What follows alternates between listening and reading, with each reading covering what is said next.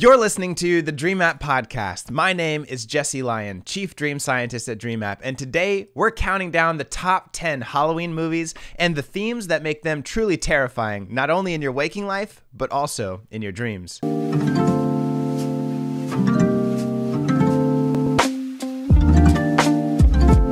Whether you love them or hate them, horror movies are here to stay. The idea of being scared and of embracing this primal fear inside of us is something that many people love, that everyone has either come in contact with or liked to a certain extent or not. I mean, some people may not like horror movies and they don't watch them, but still there's this idea of excitement and like connecting with that primal fear that really is just energizing and really fun when you know that you can engage in it in a safe way. You know that you're not in actual danger.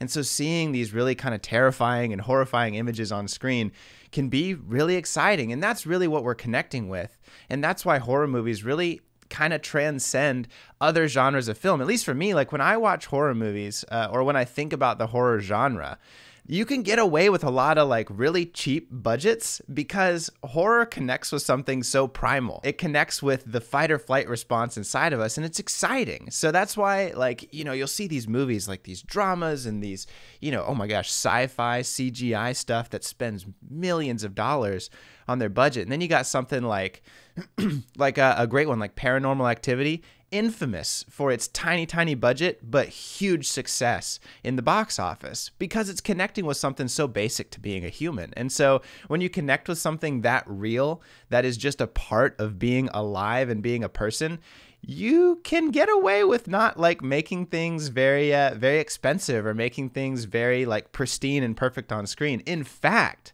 what's kind of great about the horror film and horror genre, horror films in general, is that it's actually better to kind of have it kind of gritty and crunchy and not so pristine and perfect because it adds this element of suspense. You can't see things clearly. It's a little bit blurry. It's a little bit unknown. And so it leaves a lot to the imagination. And so when we talk about this, and as we go through this podcast, it's going to be a fun one today, going through these top 10 movies.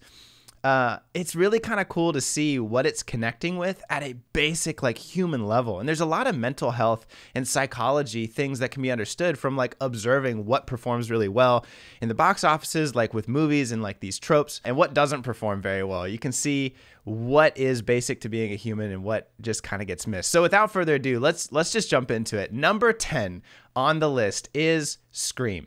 Scream is a 1996 American slasher film about a high school student, Casey Becker, who is home alone and receives a phone call from an unknown person, during which they discuss horror films. The movie progresses to reveal Ghostface as the one behind it all, and the carnage ensues. Ghostface has to be one of the most popular like Halloween costumes that I see all over the place. You know, it's that classic ghost mask. You know, it's just like a black sort of like almost like bedsheet looking thing, but you know, costume that you wear. And it's just been around for forever, since 1996 when the film came out. What's actually super interesting about this film though, number 10 on our list, I didn't even realize this until I started researching for this podcast episode, but did you know that the Scream films were inspired by a real life case? So this real life case of the Gainesville Ripper, who murdered 5 students in Gainesville, Florida. Shout out to my home state, Florida. If you haven't been online, you've been under a rock. There's a great meme online about Florida Man, because I swear the craziest stuff happens in Florida. Do I know why? I don't know. Maybe it's the swamp heat that gets to their brain. Some days I feel a little bit wonky myself, but it just seems like everything wild goes down in Florida. If you want to play a fun game, by the way, type in your birthday, type in Florida Man and your birthday, and you'll see what crazy nonsense happened on your birthday in Florida. It's actually a really fun game. Put it in the comments what Florida Man nonsense you've had, because you know me, I'm here in Orlando, Florida, and stuff be getting crazy down here. But the Gainesville Ripper is a real case in Florida. Over 4 days in late August 1990 is when this happened. In total, this person, the Gainesville Ripper, confessed to killing 8 people. Eventually, they were sentenced to death for the 5 Gainesville murders in 1994, and they were executed by lethal injection in 2006.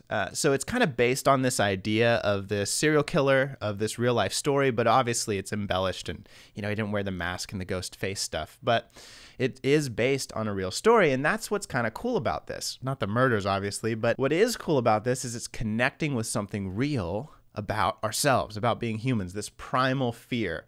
And so the movie goes through, there's a killer in the house. And so this can be absolutely horrifying because a house is our safe place. And even more inside of our dreams, a house is a symbol for your psyche. And when we say psyche, we mean your mind in general. This is everything about your mental health, your mental well-being. This includes all things psychology about yourself, your psyche. And so when you dream about a house, this is your brain. This is your mind. This is your emotional being. And the things that come into that house and out of that house, the things that happen to the house, flooding, burning, whatever, doors falling off, windows blowing out, are all representations for things that are happening emotionally in your mind. A great one that I see all the time is like water inside of the house. Water is a symbol for emotions. House is a symbol for your mind. So when water is inside of your house, it means that you're overwhelmed with emotions. Your emotions are kind of out of control and they're flooding your mind. But this one, a killer in the house, 2 really important things to understand. Being chased inside of your house means that you're avoiding something inside of your own mind. And then number 2, usually that avoidance, that serial killer, that murderer, are your own dark shadow sides. So we're all told as we grow up, be a good little boy, good little girl, whatever. And so as we get told how we should behave, we often don't always act like good little boys or good little girls, because it's just as much a part of being human to have these dark sides of yourself as it is to have the good sides of yourself. We have both, light and shadow, but we start to push down and repress these more primal and killer instinct urges. Not that everyone wants to murder someone, of course, but sometimes we get mad. Sometimes we want to take the last cookie for ourselves or the last slice of pizza, right? That's a normal human experience, but we're told to push those things down, and they come to haunt us because of guilt inside of our mind. And so this idea, this movie of a killer inside the house is truly terrifying because it's something that we can all identify with. There's a killer inside of our own minds that we're always fighting against. We're always fighting against our own animal instinct, and we feel kind of guilty that we have feelings that we think we shouldn't have. But they're normal, and the more that you can accept them and not fight them, but learn to express them in a positive way, let your anger motivate you. Let your understanding of your animal nature cause you to care for others even better and even more empathetically because you're able to connect with them. Learning to express them in those positive ways really helps deal with those kind of dreams. But Scream, number 10 on the list, truly terrifying because we can all relate. Number 9 on the list, top 10 Halloween films, is Halloween Town. I had to put it on the list. I know it's not like a truly spooky one, but Halloween Town is a great Disney movie. I feel like many of us have watched it growing up, and it's just become a part of our culture, a part of our lives. And it's a really cute one. It follows Marnie, who on her 13th birthday learns she's a witch. And she discovers a secret portal and is transported to Halloween Town, a magical place where ghosts and ghouls, witches and werewolves live apart from the human world. But soon she finds herself battling wicked warlocks, evil curses, and endless surprises. It deals with coming of age. It deals with witches. So what if you have a dream about witches? What if you're dealing with the topic of witches? Well, witches, and we're going to talk about some gender stuff here for a minute. The idea of the negative side of the feminine. And we're not talking about like sexuality or sexual orientation. Culture has kind of really focused on that. We're not talking about that at all.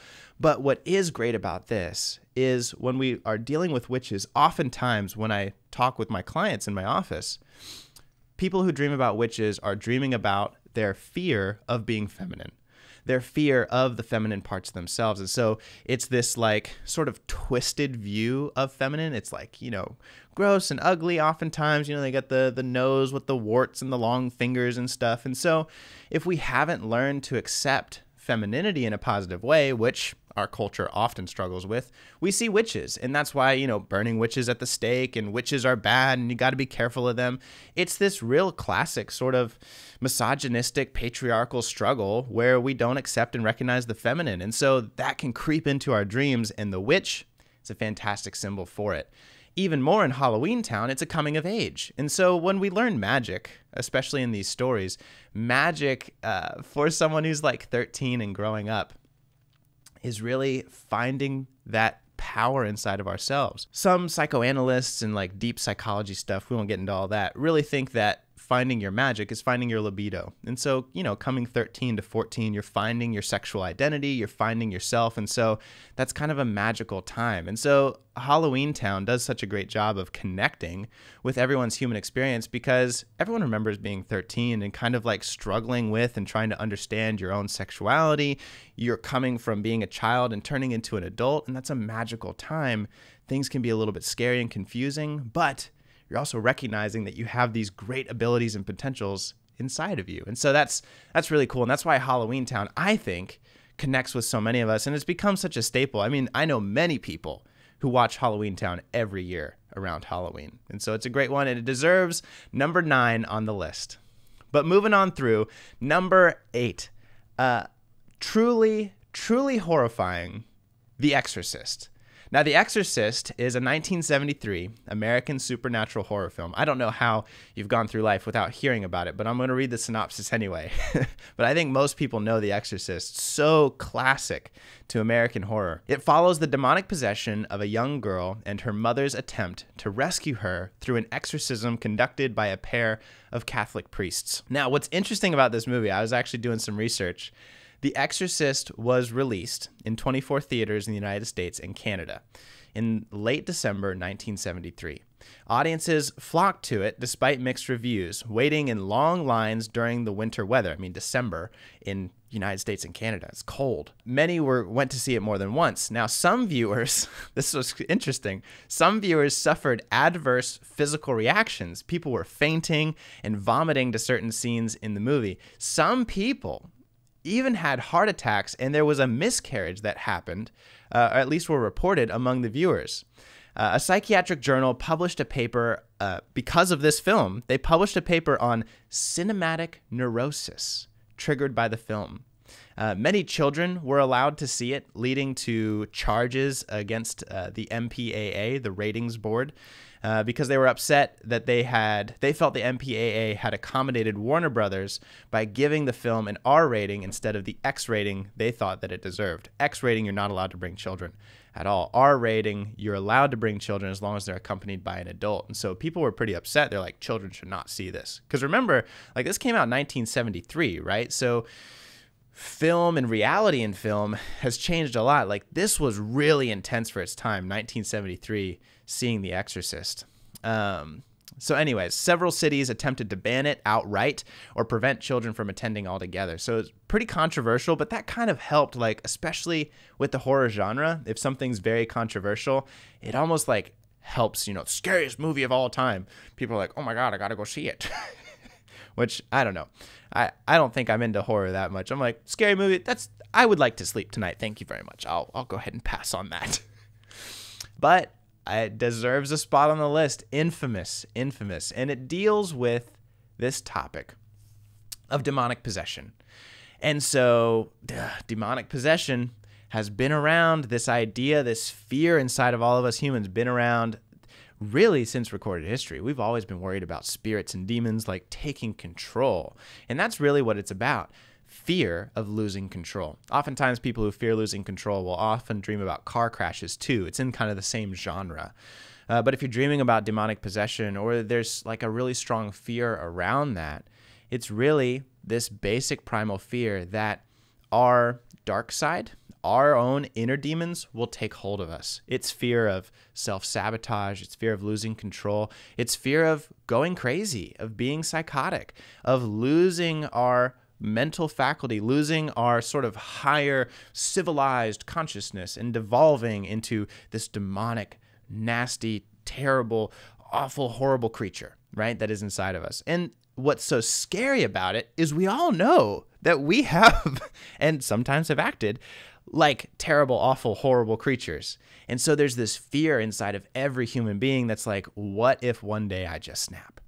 What if one day those dark things inside of me take hold of me?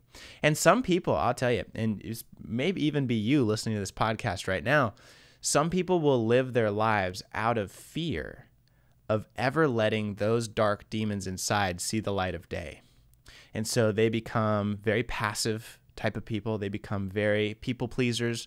They become very much self-sacrificial, right? And so they never really branch out, and they never really explore their own qualities, their own assertiveness, their own strength, their own goals, because they're so afraid that if they followed their own goals, dreams, and desires, they're afraid that that would make them evil. They would feel guilty and ashamed for it. And so you can kind of see a theme in some ways, like going back to, number 9, number 10 on the list, there's this fear about ourselves. And so seeing that fear play out in The Exorcist is kind of a great way to disconnect and to project that fear outside of ourselves when really that fear is inside of ourselves. And that's why these horror films are so catchy. So The Exorcist, if you're seeing demonic possession in your dreams, you're afraid that your own inner demons are going to take control of you. Learn to embrace your inner demons. Make friends with them. Be like, what's up, buddy? How's it going? I always tell people if there's a shadow demon figure in your dream, be like, what's up? What do you got to tell me? If they want to eat you, great. Maybe they're just hungry. Feed them a snack. But the more that you can kind of make fun of, joke about these kind of symbols in your dreams, these kind of characters inside of your dreams, and not take them so horrifically seriously, the more that your dreams will relax. If you can have a fun sort of comedy type approach to yourself and just be like, yeah, it's just a part of being human, that tension will release inside of your dreams and it won't be so intense. But The Exorcist, great job. Absolutely horrifying. And it does a lot of real sacrilegious things that just really shock the audience. Like, you're not supposed to do that. And so it's catchy. Deserves number 8 on the list. Moving on up. Number 7, truly an incredible film. Number 7, The Blair Witch Project. Really, this talks about what I was referencing in the beginning of this podcast episode. You don't need a big budget to make a horror film because you're connecting with a primal emotion. You might need something fantasy stuff and drama stuff. You might need a lot of pretty costumes and CGI. But horror, you just got to be down and dirty with it. And so The Blair Witch Project is a 1999 American supernatural horror film.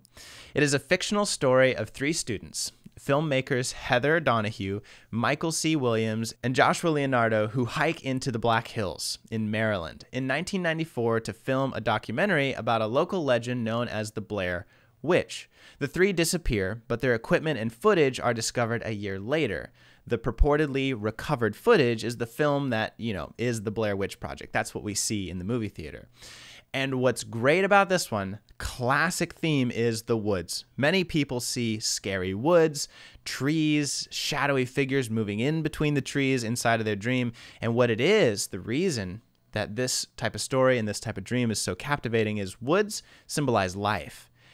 Now, there's a shadow side to life, and most people don't recognize this. They think of like great-grandmother Willow from like the Disney movie Pocahontas, or like the Tree of Life from, many references in culture and mythology, but there's a shadow side to it. And so this dark and horror side to the woods, which is typically an image of life and a metaphor for life, is that in order to have life, there has to be sacrifice. And so this is the fear, and this is what people don't often understand. Even death, actually, is a great video on the channel. Go check it out.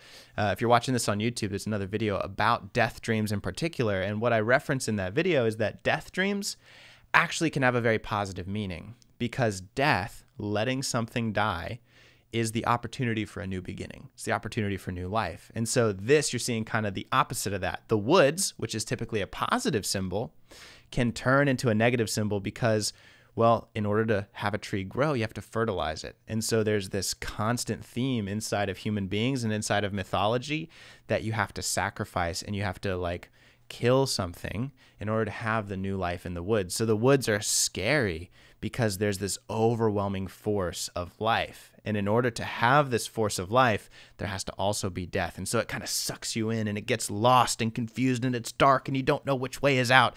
And that's why the woods are so scary.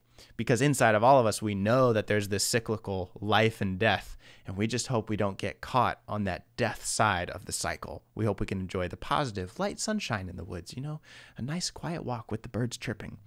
But sometimes it's not like that.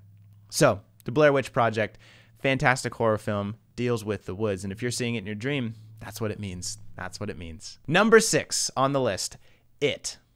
It, as we know, deals a lot with that spooky clown with the red balloon. Came out in 2017, supernatural horror film, and it tells the story of the Losers Club, which is a group of 7 outcast children who are terrorized by this being who emerges from the sewer with the clown mask and all that. And they go through the story, they go through the movie kind of chasing away and running away from this clown, facing their own personal demons in the process. And so it deals with clown. Now, clowns, I've referenced this many times on my lives on TikTok. If you don't follow me there, do that too. But clowns are so scary because of hidden emotions. And so if you're seeing a clown in your dream or you're scared of clowns, it can be because of hidden emotions. The clown has a happy face painted on.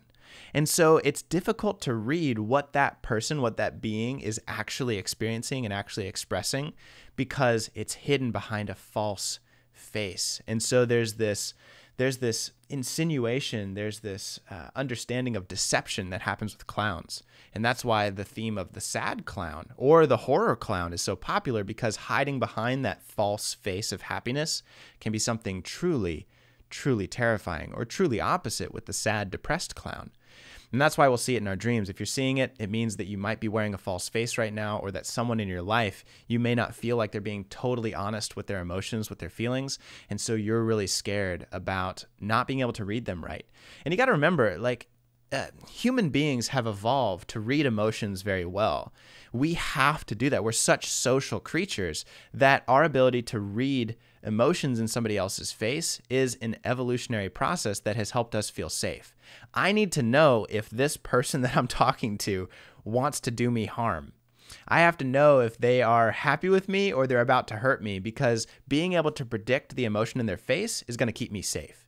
And anything that gets in the way of my ability to predict that emotion in the other is dangerous to me. And it really does a great job of kind of playing on that, right? The Losers Club, they're already outcast. They have a struggle with fitting in to social groups. And so you can see even the protagonists inside of this story, it's already struggling with, do I fit in? Can I read emotions? Am I accepted in my group?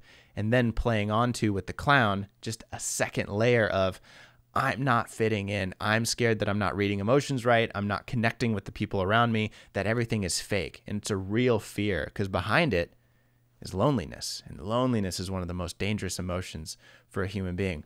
A little side note to this, the author of the original book, Stephen King's very well known for having come up with a lot of his ideas in dreams, like Dreamcatcher by Stephen King. Is a book of his, and it's completely from his dream. And so he's been known actually quite a lot to play with different ideas, different topics from his dream, which is really cool. A lot of inspired by that. So It with clowns, the red balloon is actually also really interesting that it's a trope throughout that movie, because the red balloon, red is a symbol for passion, but also a symbol for anger, also a symbol for blood. So red is not necessarily a bad color, but it is a very intense color. And so the red balloon is hopes and dreams.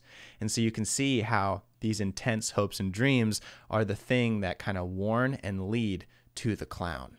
So there's this kind of fear like, oh, my hopes and dreams, my desire to fit in, my feelings of loneliness are going to be the trap that ultimately gets me, and this kind of fear of ourselves. So that's why it's number 6 on the list of horror movies that we're working through today. Number 5, halfway through. Number 5, I think it deserves it. And of course, we have to talk about this on the podcast, A Nightmare on Elm Street. Come on. Of course. Nightmare on Elm Street is a 1984 supernatural film, and it has to deal with people getting hurt inside their dreams, people experiencing things where, is this a dream or is this real life? And it plays with this kind of back and forth between dreams and reality. And a lot of people can connect with that experience of, did I dream that, or is that actually a memory that I have? There's actually a lot of really good research into dream-wake confusion, and there's certain diagnoses that struggle with that a little bit more, and there's certain people who struggle with that a little bit more, those who struggle with dissociative disorders or even borderline personality, bipolar, those kind of things can struggle with that dream-wake reality confusion. What's also interesting about this movie is, I don't know if you knew this, did you know that A Nightmare on Elm Street was Johnny Depp's film debut? That's where he got his start. We all love Johnny Depp, at least I think so.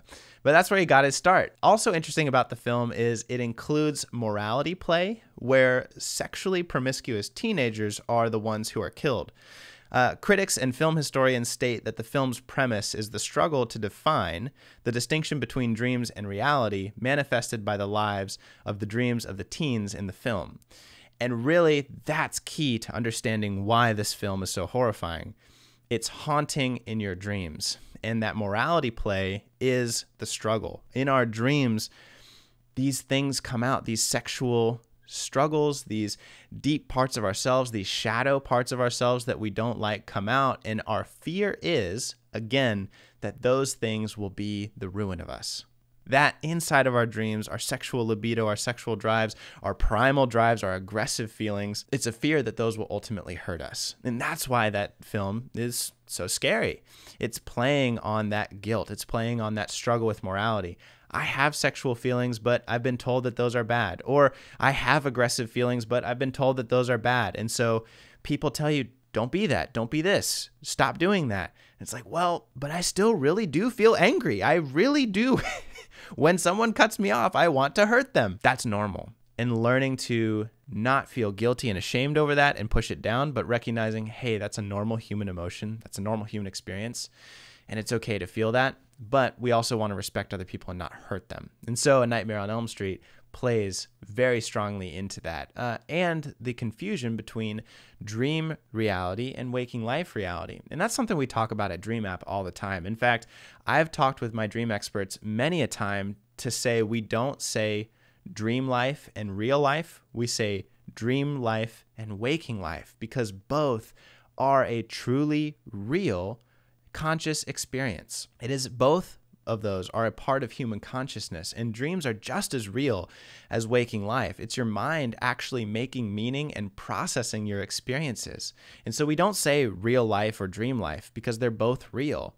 And that's where this film plays on, blurring the boundary between the awake and the asleep. And that classic sort of quote comes from it, don't fall asleep. Because there's this fear, and many of us have experienced that, this fear of falling asleep and seeing the things that we've been hiding from throughout the day. It's this last sort of cling, it's this last sort of grip to waking life, because I don't want to let go of my waking control on my mind, because I know as soon as I go asleep, I'm going to have to face all the things that I don't want to face. So bring those thoughts, bring those feelings into your waking life, and you won't have to face them so much while you dream.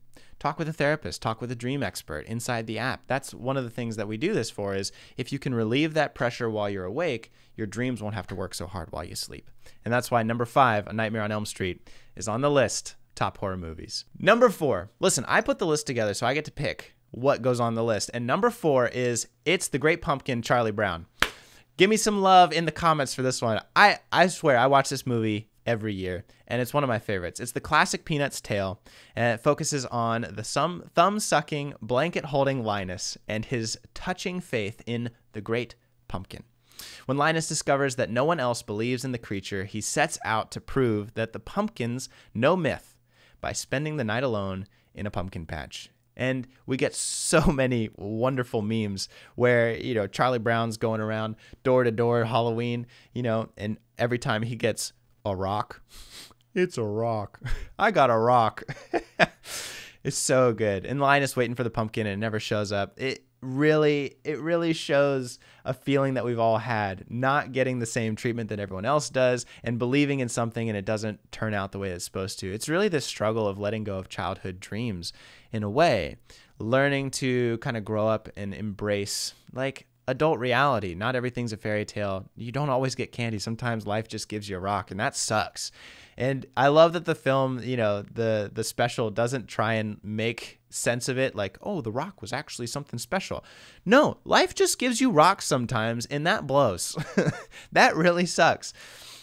It's true. And all of us have experienced that. But there's a symbol throughout this film, and it's the pumpkin. Pumpkins are actually a wonderful symbol.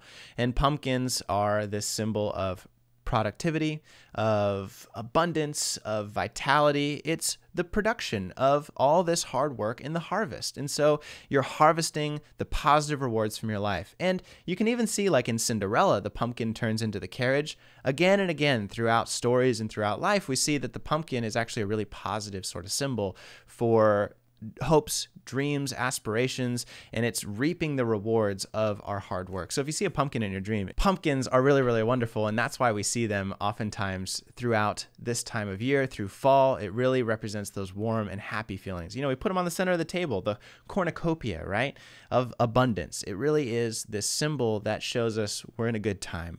This is abundance. This is happiness. This is good luck, and this is the reward for the hard work that we've done all year.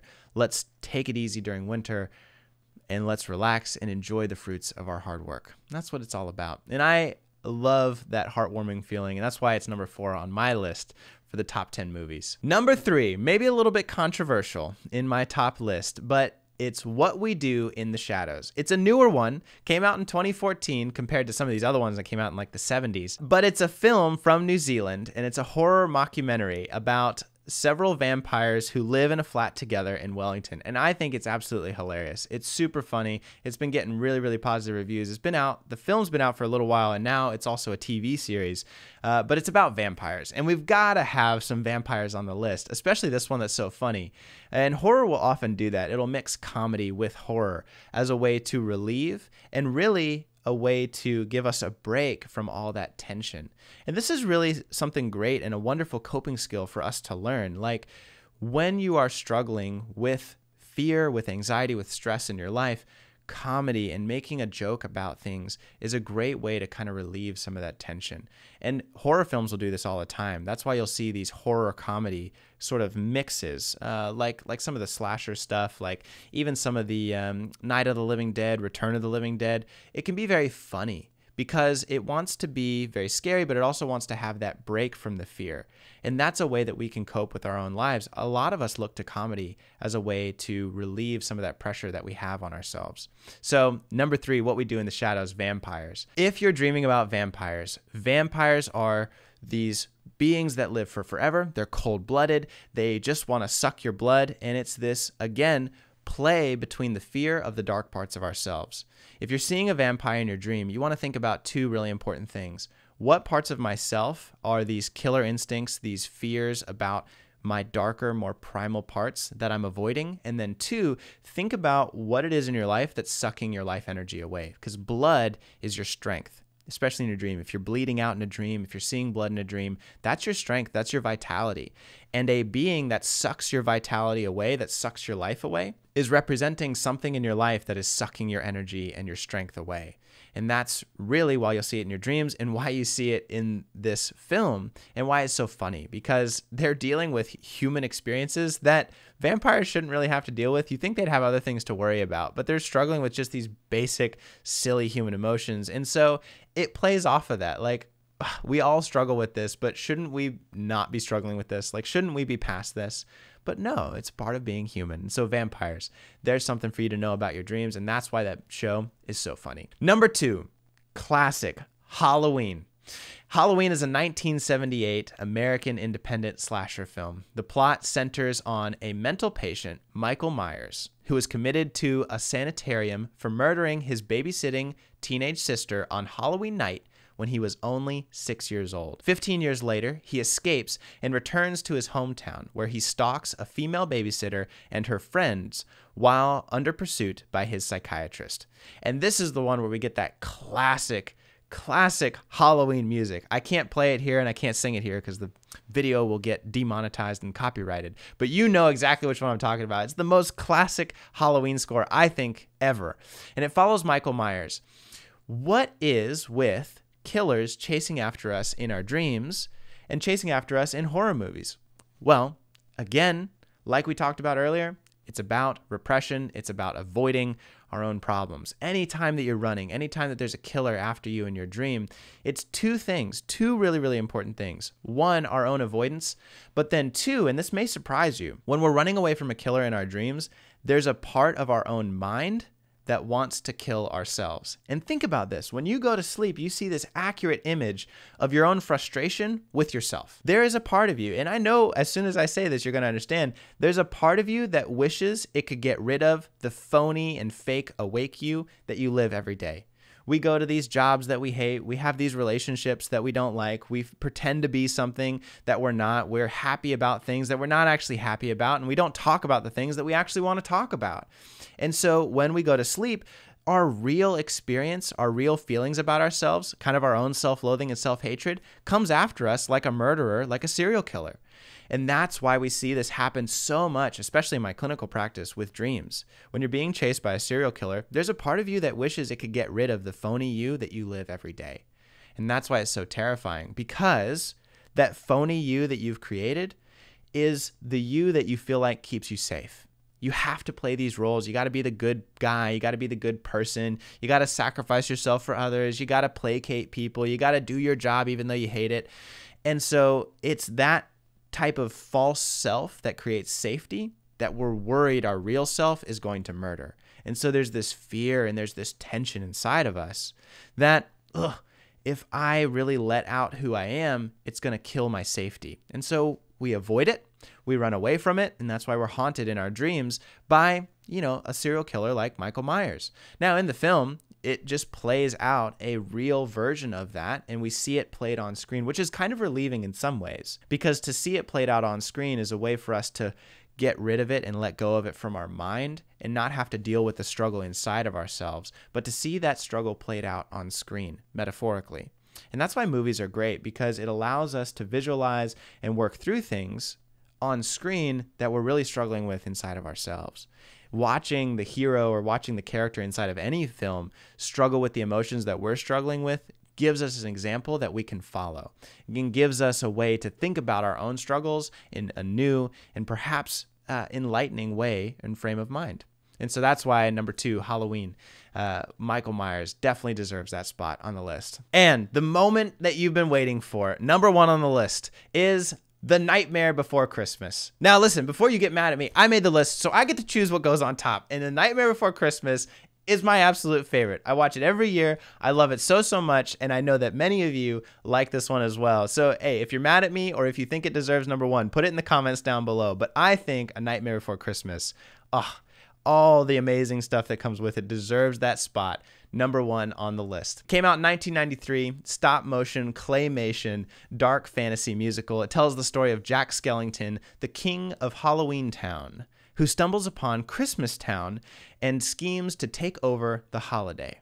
What's lovely about this is it's the beautiful juxtaposition, the interplay between Halloween and Christmas, almost seemingly the most opposite of holidays, but really, because they're so opposite, they really are so close together. Opposites are more related than we really like to admit. And so Halloween and Christmas really kind of come together. Both really center around death. If we're thinking about it, Christmas is supposed to be the dead of winter, the middle of winter, where everything dies, and that is creating the opportunity for a new beginning. And so death, just like with Halloween, and death, just like with Christmas, is this celebration of the passing and the start of a new chapter.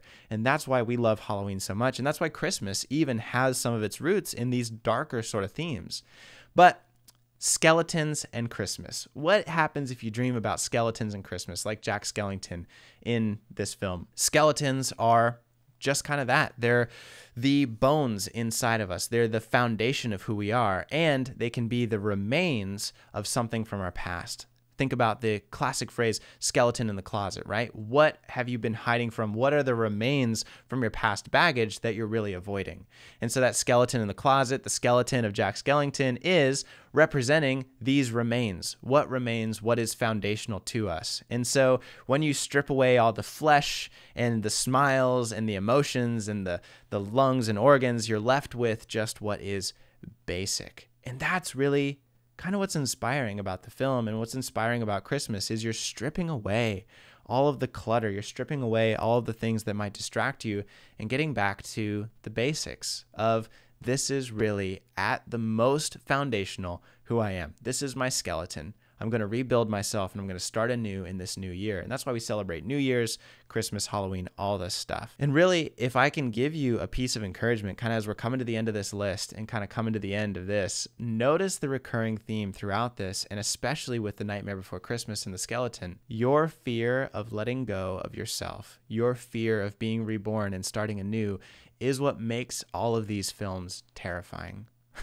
The more that you can learn to let go, the more that you can learn to trust yourself and know that nothing inside of you will destroy you, that all of these emotions, all of these feelings, fear included, those dark parts, the shadow parts, the primal drives and desires, even your sexuality, like with Nightmare on Elm Street, these are all an important and valuable part of you. And the more that you can learn to accept them, love and respect them, the more that these fears and that those nightmares go away. Because again, remember, your mind is not against you. It's just misunderstood. And having a dream expert there, having someone to talk through your dreams and explain what they're trying to communicate to you doesn't make things more scary. It releases the dreams from your mind because your mind no longer has to warn you about the things you're avoiding. And it gives you the confidence to say, hey, nothing about my emotions is going to be painful or hurt me. It might be a struggle to go through it, and it might cause some growing pains, sure, but it's all for the sake of your betterment. And the more that you can learn that, the more that you can learn to trust yourself and to reduce that conflict that you have inside of your own mind and in your own heart, the better off that you're going to be. And the more that you love yourself, the more that you can learn to love the world and love the life that you live. So I hope that all of these top 10 lists has encouraged you. Thanks for sticking along with me. I love you being here and sharing these moments on the podcast. If you're looking for more, definitely hit subscribe, like the video, and follow on Spotify or wherever you listen to your podcast. We'll be doing many more. I hope you have a wonderful and safe, happy Halloween. Remember to love and trust yourself, and don't miss the messages from your mind that are given to you through dreams. It's the best gift that you can have. Happy Halloween, y'all. Bye.